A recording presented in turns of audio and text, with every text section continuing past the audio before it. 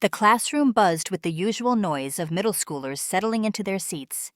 Desks screeched against the linoleum floor, laughter echoed through the air, and the occasional crinkle of chip bags betrayed those sneaking in snacks.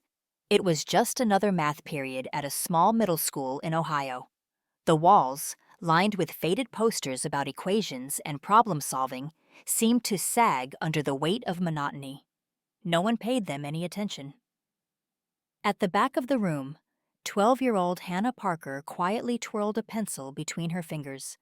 She kept her head down, her dark hair falling over her face, a curtain shielding her from the rest of the world. She liked it that way, to be invisible. Invisible was safe. Hannah wasn't a bad student. In fact, she wasn't bad at anything. She just existed. Never too loud, never too quiet. She slid through the cracks, unnoticed and unbothered. It was a skill she'd perfected over years of wanting to avoid the sharp edges of middle school life. After all, the quieter you were, the fewer targets you painted on yourself. But Hannah had a secret. Late at night, when the world was quiet and the only sound was the hum of the refrigerator in the kitchen, she would pull out her notebooks. Not the ones from school, but her personal collection, filled with problems far beyond her grade level. Equations, formulas, and the elegant simplicity of numbers were her refuge. Numbers didn't judge her. They didn't laugh at her mismatched socks or the way her voice cracked when she spoke. Numbers made sense. They followed rules, and if you worked hard enough, you always found the answer. The bell rang, jolting her from her thoughts. The students hurried to their seats, the chatter dying down to a low murmur. Mrs. Carter, their math teacher, strode into the room with the air of someone who'd rather be anywhere else. Her sharp eyes scanned the class as she set down a stack of papers on her desk. "All right, everyone," she said, her voice slicing through the room. "Pop quiz, and don't bother groaning. This is basic algebra. If you can't do this by now, I don't know what to tell you." A collective groan rose anyway, followed by the sound of students fishing through their bags for pencils. Hannah kept her eyes on her desk, her hands folded neatly over her notebook. She hated moments like this. The tension, the unspoken competition, the way Mrs. Carter seemed to delight in catching students off guard. Mrs. Carter began handing out the quizzes, her expression growing darker with each passing desk. "I've been teaching this for weeks," she muttered, loud enough for everyone to hear. "Weeks, and still half of you can't grasp it. Unbelievable." When she reached Hannah's desk, she paused. "Miss Parker," she said, raising an eyebrow. "Do you even listen in class, or are you just here for the free chair?" A few kids snickered. Hannah felt her cheeks burn, but she didn't look up. She'd learned long ago that reacting only made it worse. She simply took the quiz, her hands trembling slightly as she placed it on her desk. As the class worked, Mrs. Carter paced the room, her heels clicking against the tile floor.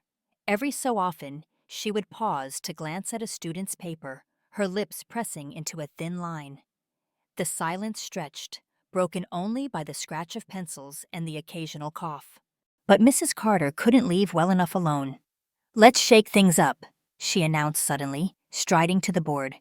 She picked up a piece of chalk and began writing. The equation she scrawled wasn't just difficult, it was absurd, something out of a college-level textbook.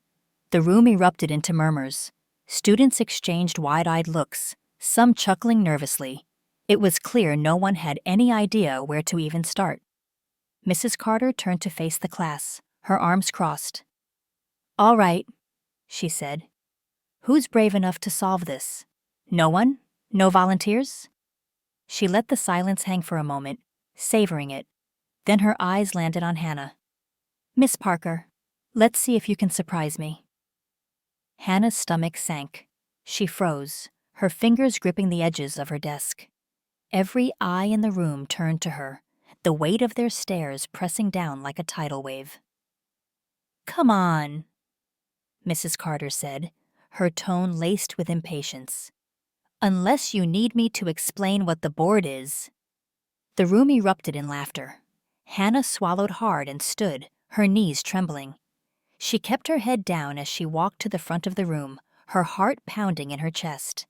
Mrs. Carter handed her the chalk with a smirk. "Good luck," she said, stepping aside. For a moment, Hannah just stared at the board.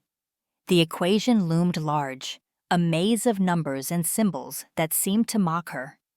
The whispers behind her grew louder, the laughter sharper. And then something shifted. Hannah took a deep breath, her fingers tightening around the chalk. She wasn't just a quiet girl in the back of the room. She wasn't invisible, not here, not now. Her hand moved to the board, hesitant at first but then steadier. She broke the equation apart, isolating variables, simplifying expressions, finding her rhythm. The room grew quiet, the whispers fading into stunned silence. Hannah didn't notice. She was lost in the numbers, the flow of the solution. Her breathing steadied, her heart slowing to match the rhythm of the chalk scratching against the board. This was her world, where everything made sense. Mrs. Carter's smirk faded as she watched the solution unfold. She stepped closer, her eyes narrowing. By the time Hannah circled the final answer and stepped back, the board was covered in a labyrinth of numbers and symbols, each one perfectly placed. The room erupted into applause. A few kids stood clapping and cheering, their disbelief giving way to admiration. Hannah turned, her cheeks burning, but this time it wasn't from embarrassment. It was something else, something warm and unfamiliar. Mrs. Carter walked to the board, her expression unreadable. She studied the solution, tracing it with her finger. Finally, she turned to Hannah. "That's correct," she said, her voice softer than anyone had ever heard it. Hannah nodded, her chest rising and falling as she tried to steady her breathing. She handed the chalk back to Mrs. Carter and returned to her seat, her hands trembling. After class, Mrs. Carter stopped her. "Miss Parker," she said, her tone no longer sharp but curious. "Why didn't you tell me you could do that?" Hannah shrugged, her eyes fixed on the floor. "I didn't think anyone would care." Mrs. Carter sighed, shaking her head. "Well, you're wrong. You have something special. Don't hide it anymore." That night, Hannah sat at her desk, staring at her notebooks. The applause still echoed in her mind, mingling with Mrs. Carter's words. For years, she'd kept her talents hidden, afraid of standing out, afraid of failing. But now, for the first time, she wondered what it would be like to be seen. Not as the quiet girl in the back of the room, but as someone extraordinary. She picked up her pencil and began to write, not just equations, but dreams. Dreams of what she could become, of the places math could take her. For the first time, she felt a spark of something she'd never dared to hope for: confidence. And in that moment, Hannah realized she wasn't invisible anymore.